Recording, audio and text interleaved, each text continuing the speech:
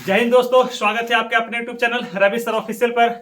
आज मैं आपको एसएसजीडी से संबंधित उन सारी बातों क्लियर करने जा रहा हूं जो आपके दिमाग में बहुत दिनों से घूम रहा होगा। देखिए, बात यह है कि आप यह सोच रहे होंगे कि अब एग्जाम नजदीक होने के कारण कि कौन सा बुक पढ़ें, कौन सा चैप्टर पढ़ें कि हमें एग्जाम में आ जाए, क्योंकि आप बात आपको ही पता है कि आपका एग्जाम जनवरी में होने वाला है। तो देखिए, यहां से आप क्या करने वाले हैं। सबसे पहले तो जिन लोगों का सिलेक्शन हुआ है उनको बहुत बहुत शुभकामनाएं, और जिन लोगों का नहीं हुआ है, जिनका मेरिट टेस्ट थोड़ा सा बच गया, जो नए तैयारी करने वाले हैं या जो थोड़े थोड़े होने से बच गए, मतलब जिनका मेरिट लिस्ट में नाम नहीं आया, वो भी अब जो है घबराए नहीं, क्योंकि आपकी तैयारी ऐसा होना चाहिए जो इस बार आप सफल हो जाए। क्योंकि आपको तैयारी में कुछ न कुछ गड़बड़ियां थी, आप सही तरीके से तैयारी को नहीं कर पाए थे, इसके कारण आपका सिलेक्शन नहीं हो पाया। आपका जो पढ़ने का तरीका था, आपको कौन कौन से किताब पढ़ने थे, कैसे तैयारी करना था, उसको आप सही से नहीं कर पाए। अब देखिए, अब आपके लिए बहुत ही कम समय बचा है। अब आपके लिए 2 महीना बचा हुआ है, उसी में आपको तैयारी को पूरी कंप्लीट करना है। तो देखिए, कैसे पढ़ेंगे, क्या पढ़ेंगे, कहां से पढ़ेंगे, ये देखिए अब आपको यह समझ में नहीं आता होगा और आप पढ़ते जा रहे हैं जो एग्जाम में आने वाला है नहीं, और आपको यह जो है सही तरीके से गाइड कोई कर नहीं पाता है। आपको सही तरीके से गाइड नहीं करने के कारण ही आप एग्जाम में सेलेक्ट नहीं हो पाते हैं। मतलब कि आप मेहनत तो कर रहे हैं, लेकिन आप सही तरीके से मेहनत नहीं कर रहे हैं। तो देखिए, आपको इसमें क्या पढ़ना है। सबसे पहले तो आपको एसएसजीडी में सिलेक्शन लेना है, तो उसमें आपको मैथ और रीजनिंग से ही आपका एग्जाम में सिलेक्शन हो सकता है।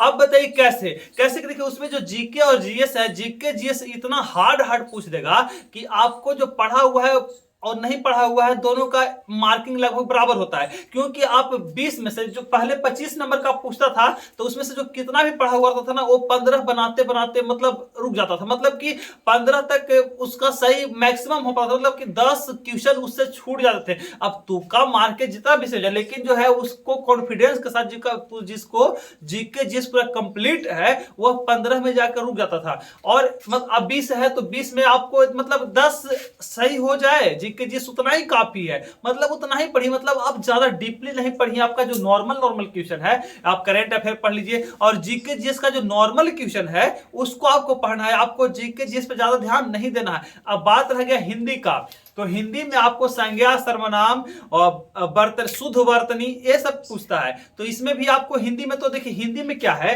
हिंदी में आप पढ़िएगा तो उसमें लगेगा कि आपको हम 20 में 20 सही बनाए हैं, लेकिन जब आपका मिलाइएगा, जब आपको क्वेश्चन को आप फिर से घर पर आके मिलाइएगा, तो आपका गलती होना चालू हो जाता है। क्योंकि हिंदी एक ऐसा विषय है कि आपको लगेगा कि हम जो भी बना के आए एकदम 100% सही बना के आए हैं, क्योंकि उसमें आपका कॉन्फिडेंस रहता है, लेकिन वह सही नहीं हो पाता है। उसमें आपको बहुत सारी त्रुटियां मिलते जाएगा।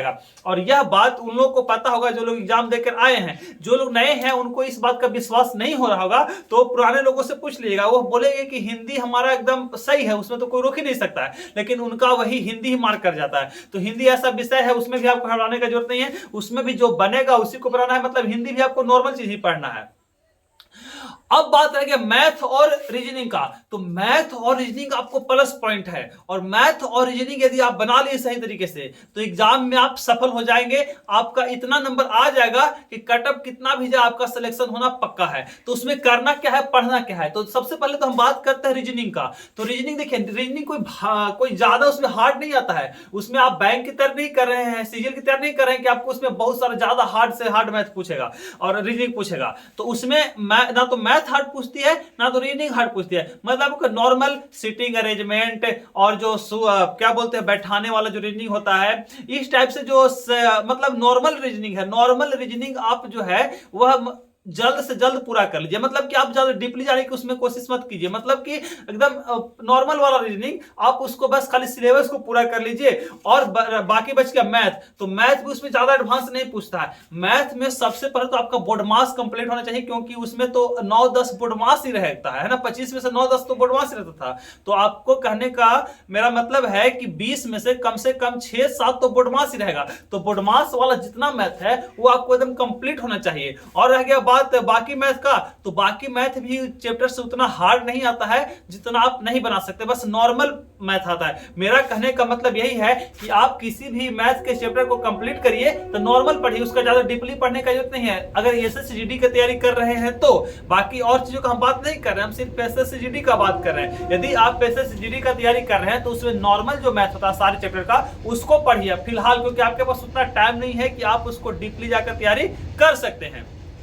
यदि आपको विश्वास नहीं हो रहा है, हमारे ऊपर विश्वास नहीं हो रहा, तो बस एक बार विश्वास करके देखिए। यदि ऐसा नहीं हुआ तो आप फिर कहिएगा, है ना। नहीं तो आप किसी जो एग्जाम दिया हुआ है उससे पूछ लीजिए, जिसका सिलेक्शन हुआ उससे पूछ लीजिए, क्योंकि जो भी मैथ आता है नॉर्मल आता है, आपको ज्यादा एडवांस पढ़ने की जरूरत नहीं है, क्योंकि आपके पास उतना टाइम है ही नहीं कि आप ज्यादा एडवांस पढ़िएगा, और एग्जाम में आएगा भी नहीं ज्यादा एडवांस। अब बात रहा कि तो मैथ पढ़े कहां से, तो अब मैथ के लिए हम सबसे अच्छा जो बुक है, सबसे अच्छा बुक है और जो आपके समय में इस समय में कंप्लीट हो जाएगा, उसको मैं सजेस्ट करूंगा, जो अंक गणित का जो बेसिक किताब आता है, अंक गणित का जो बेसिक किताब आता है, बेसिक किताब, हम हार्ड लेवल का नहीं कर रहे, आरएस अग्रवाल का बात नहीं कर रहे हैं, अंक गणित का जो बेसिक किताब आता है उसको आप कंप्लीट कर लीजिए। वो आपको 1 महीने में जरूर कंप्लीट हो जाएगा और उसको आप अच्छे से कंप्लीट कर लीजिएगा। जो भी मैथ आता है उसी में आता है, मतलब उसी टाइप से आता है, कोई बड़ा हार्ड लेवल का मैथ नहीं आता है। मतलब मेरा कहने का है कि आप 2 महीने में यदि हमारे तरीके से पढ़िएगा और एग्जाम में आपको सफल होना है तो ऐसा स्ट्रेटजी आपको अपनाना पड़ेगा और इसमें सफल हो जाइएगा। यदि हमारा वीडियो पसंद आया हो तो इसको अपने दोस्तों के साथ शेयर कीजिए, ताकि उसे भी तैयारी करने में सहूलियत हो, उसे भी पता चले। और हमारे इसे यदि आपको दिमाग में कोई इसी प्रकार से और समस्या है, किसी तरह से और क्वेश्चन है, तो आप हमें कमेंट करके पूछ सकते हैं। इसको लाइक कीजिए वीडियो को। फिर मिलेंगे हम अगले वीडियो में, तब तक के लिए जय हिंद।